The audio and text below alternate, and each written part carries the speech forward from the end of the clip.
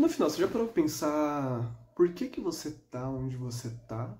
E quando você tomou essas decisões? E quando você tomou essas decisões, você sabia de tudo que ia acontecer? É um pouco impossível, né? Mas você já parou pra pensar nisso? E aí, a partir disso, tipo, tá, então eu sei que as decisões não são fáceis, é, elas muitas vezes implicam em muitas coisas que eu não faço a mínima ideia. Então, sabendo disso, como que eu posso tomar uma melhor decisão depois, sabe?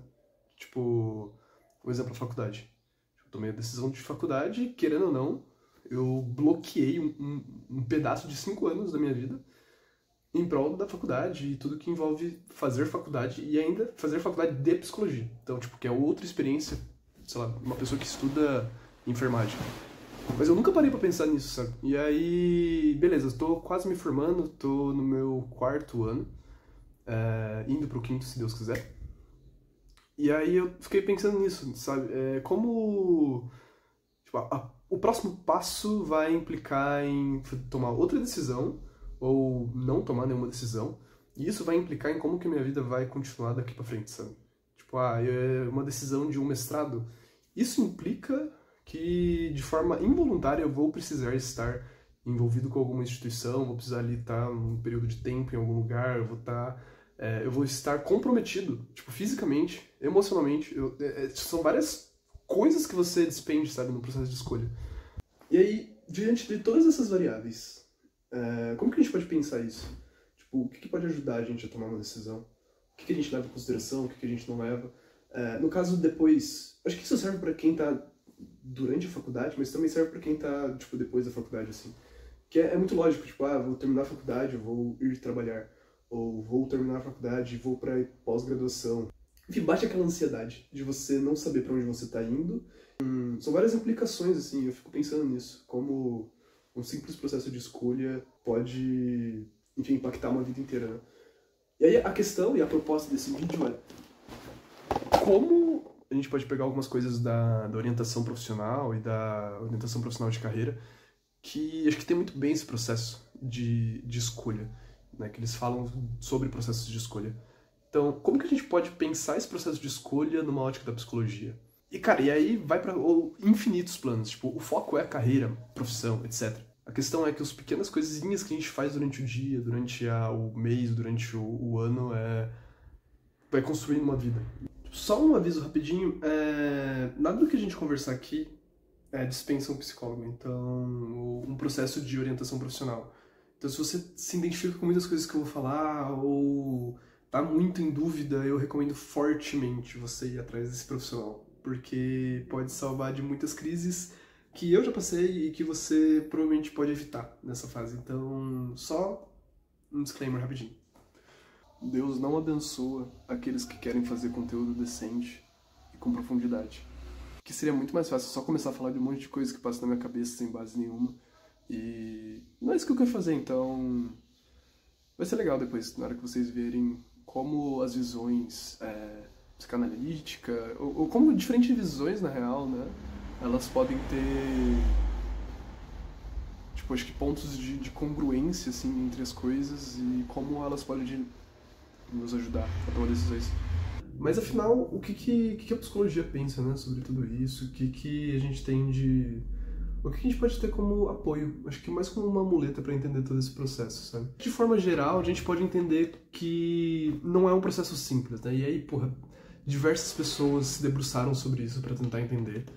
Dentro da psicanálise, acho que tem 2 enfoques principais, assim. Tem o enfoque nas necessidades, e aí é uma autora que ela vê a gente, pessoas, né, sujeito como seres de necessidade, então nós precisamos suprir necessidades.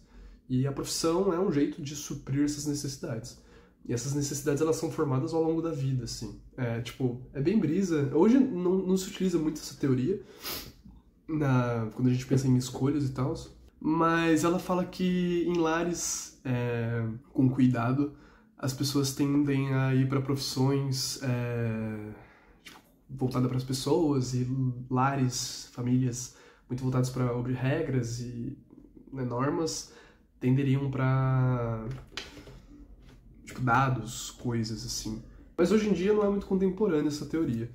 A mais importante, assim, seria entender a do Tem um autor, eu vou colocar aqui, esse cara aí, o argentino, Boroslavski, se eu não me engano, ele traz bastante contribuições, assim, no sentido de pensar o ser humano como um ser humano de escolhas, né? E aí volta no que a gente estava falando. Tipo, necessariamente a vida é um processo contínuo de várias escolhas. Então, porra, mas cara chato, né? Ele fica pensando toda hora nas escolhas que ele tá fazendo ou não. Mas no final é isso, cara. Tipo, tanto no dia a dia quanto nas profissões, no vestibular, sei lá, faculdade. Isso sempre vai voltar, sabe? Tipo, o que é importante pra você? E com isso em mente, tipo, a partir disso, o que você vai tomar de decisão, sabe? Pra esse autor, eu acho que é muito interessante essa visão do ser humano como um tomador de decisões. Em suma, assim, né? Essa visão, ela tem muito que a pessoa, ela busca ser aquilo que ela ainda não é. Então tem muito nesse negócio da incompletude, da gente buscar aquilo que a gente não é.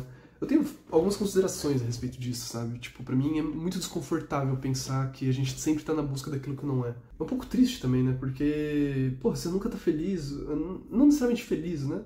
Mas você nunca tá satisfeito com aquilo que com aquilo que está no presente. Então, a pulsão, ela sempre move aquilo que você não é. Pô, eu acho isso um pouco complicado, sabe? Você legitimar mecanismos de buscas, sei lá, das pessoas atrás do próprio rabo, sabe? Então, pra mim isso é um pouco complicado, mas eu acho interessante essa visão. E aí, outra coisa que o Boroslavski fala também, que eu acho muito interessante, é como a profissão no meio disso tudo, né? E aí a gente pode generalizar ou não, enfim. Mas pra ele, né, ele tá olhando sobre um enfoque da profissão, como a profissão ela elabora tanto tipo, o passado dessa pessoa, né, mas também o futuro, aquilo que ela quer ser. Eu acho isso muito legal, porque... E aí a gente pode pensar nas escolhas, né? Tipo, querendo ou não, as escolhas é exatamente esse processo, de você pegar aquilo que você passou e onde você quer estar, ou de que forma você quer estar. Então, você tomar decisões implica em você fazer aproximações com o seu passado e com o seu futuro. Então, necessariamente, sei lá, se você é um vestibulando ou outra pessoa em crise no meio da profissão igual eu, tipo, fazer essas aproximações são bem interessantes, sabe? Então, durante esse momento da minha vida que eu tô pensando em várias coisas, relembrar esses motivos de eu ter vindo para aqui, para onde eu quero ir, tá sendo bastante interessante, tá me ajudando bastante, sabe? Me embasar um pouco mais. Mas como eu disse, não existe só esse tipo de visão, sabe? Então a gente pode pensar também a partir de um olhar desenvolvimentista, né? E aí quando eu falo isso, o que significa de fato? Quando a gente olha para o processo de decisão ou escolha de carreira, etc., como um processo contínuo, assim, durante a vida. Eu me pego muito nesse tipo de ótica pro mundo. Pra mim, é muito importante entender como um processo, como um ciclo, como algo que evolui ou desenvolve.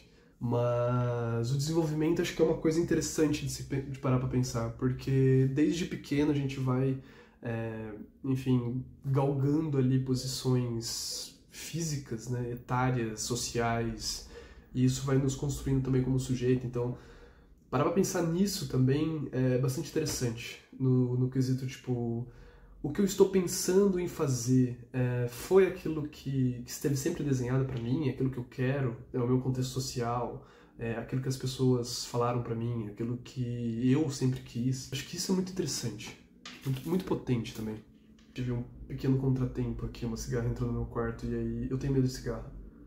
E aí, eu acho que o Boroslavski ele já comentou sobre isso, né? Sobre as experiências passadas levarem a gente para algum lugar, tipo, fazer uma integração, né? Como se o processo de escolha ele fosse uma integração entre o passado e o futuro. E aí ele usa um monte de termos psicanalíticos e eu não vou me arriscar usar esse monte de termos psicanalíticos, mas de forma geral, né? Essa outra linha, que a gente chama de linha desenvolvimentista, se aproxima bastante disso também, porque para eles o processo de decisão, como eu tinha comentado, de fato um processo. Então não é um ponto que você vai virar e falar, não, então eu vou escolher tal X profissão. E além disso, tipo, além de escolher a própria profissão, você tem que escolher, tipo, a faculdade, aonde, que turno. Então tem vários outros fatores. Então é uma construção de várias decisões. E o pós também. E aí durante. Cara, é uma decisão atrás da outra. Então eles olham pra isso e falam, cara, não é um processo de decisão. O processo de decisão ele não é fácil, né? Ele é. Agora eu tô protegido da cigarra. Mas voltando, então o processo de decisão, ele tem muitas coisas, né? Então a gente vai tomando várias decisões, e não só o próprio processo, que é importante, mas tem muitas variáveis no meio disso tudo, sabe? Tem, tipo, além da profissão, ou além daquilo que eu quero escolher pra mim, e depois, como que vai ser? Como que vai ser a rotina? Tipo, cara, quando eu escolhi fazer psicologia, eu não sabia metade das coisas que eu cheguei a passar. E que eu ainda tô passando, e que eu vou passar depois da graduação. Então, todo esse processo, ele é no dia a dia, tipo, ele se constrói no dia a dia. E pra mim isso é muito interessante. Primeiro, que eu acho que é uma boa aproximação daquilo que a psicanálise traz, assim. Claro, em outros termos, com outra visão de mundo, não é a mesma coisa, eu sei disso.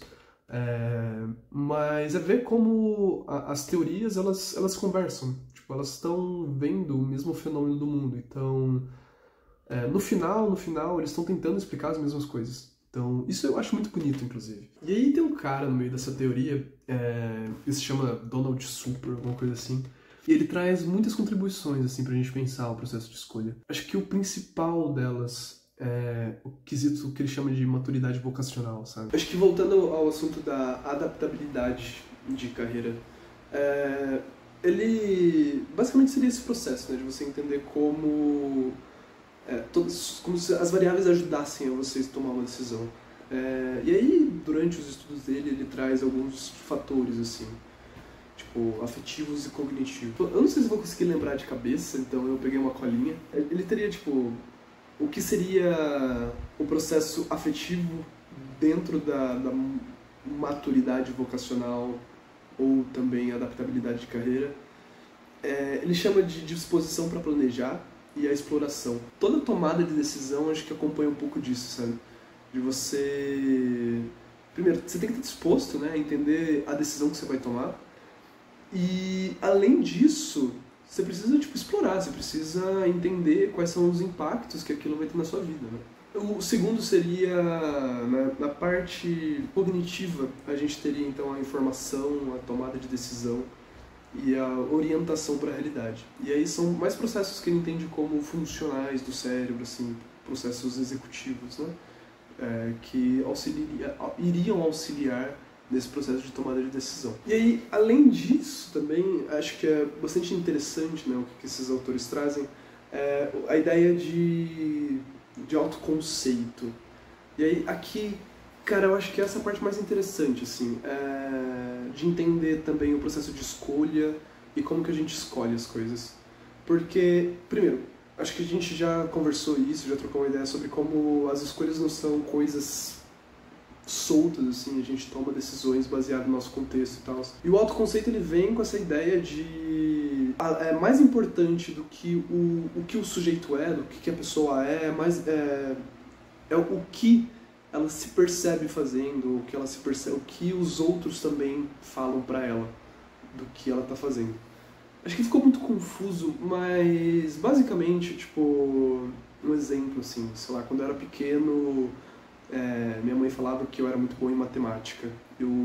E aí depois eu fui para um técnico e aí falaram que eu era muito bom em pensamento lógico. E aí, além disso, eu também tinha vários reforços, assim, sabe? Tipo, eu ia bem na prova de física, não sei o que lá. Isso entraria no exemplo de autoconceito. Você vai pegando, né, as coisas que as pessoas vão falando pra você e você vai juntando isso e incorporando naquilo que você é. E isso faz parte também do processo de escolha, porque você vai levar isso em consideração. Tipo, se você teve uma infância em que você precisava cuidar da sua tia, da sua avó, da sua irmã, cara, isso faz parte de você. Tipo, isso faz parte daquilo que você cresceu sendo, sabe? Tipo, esse lado cuidador. Acho bastante interessante aqui, porque aí a gente entra no processo ativo de escolha e também entender que, às vezes, as escolhas que a gente toma não são necessariamente aquilo que a gente gostaria, mas sim aquilo que de certa forma a gente foi condicionado, sabe? Tanto pelo ambiente contextual, social, cultural. E eu acho muito legal isso no sentido da gente ter consciência, acho que é o primeiro... Porra, é incrível você ter consciência das coisas. E segundo, que a partir disso, cara, você consegue mudar também. Você consegue, tipo, entender os processos que você tá meio que sujeito. E entender o que tá acontecendo. Eu acho que isso é muito importante. E pra mim, talvez esse seja o papel mais importante da psicologia. De trazer os conceitos, o que a gente estuda, e como que as pessoas estão sujeitas a essas coisas, sabe? É como se fosse um processo de emancipação mesmo, tipo pedagogia do Paulo Freire. As escolhas não são coisas perdidas no meio do nada. E aí, a brisa desse bagulho é basicamente você entender o seu processo de decisão, né? E aí a gente já generalizou para algumas outras coisas, no contexto que você está. Então, um processo de trabalho e estudo dos seus 12 aos 18 anos é totalmente diferente, uma decisão envolvendo essas áreas, dos 30 aos 40, sabe? É bastante interessante pensar nisso. Enfim, você vai tomar uma decisão para sua vida e não é reversível, sabe? Tem alguns fatores que tornariam uma escolha ali irreversível, né? Acho que principalmente o financeiro. Tem uma autora que fala sobre isso, ela fala sobre o financeiro, sobre matrimônio, sobre planejamento errado, muitas vezes de não saber onde quer chegar e não aceitar meio que não está indo para o caminho certo. Falta de tempo também. E aí algumas escolhas em algumas etapas da vida ficam mais irreversíveis. Mas, enfim, também não é uma questão de, tipo, é imutável. Mas torna-se mais difícil o processo de você reverter ou tomar outra escolha. Enfim, tudo isso para dizer várias coisas e ao mesmo tempo dizer nada. No final, esse vídeo é mais uma tentativa de soltar as coisas que estavam na minha cabeça durante o dia inteiro de chuva hoje. Então, cara, se fez sentido para você, muito bem-vindo, se inscreve aí, curte. Se não, também, fala por que não. Eu acho que eu adoraria saber também porque não fez sentido. E no final é isso, né? No final, tipo, o que eu gostaria de trazer um pouco pra cá é pegar essas coisas da psicologia e de tudo que a gente aprende e que fica muito cerceado a lógica da clínica ou da atuação nossa profissional, mas que também, querendo ou não, podemos chamar de munição, sabe, pro povo. É emancipador você saber as coisas, principalmente uma ciência que estuda o ser humano, e você saber um pouco sobre você. Eu acho que tem um pouco de beleza nisso.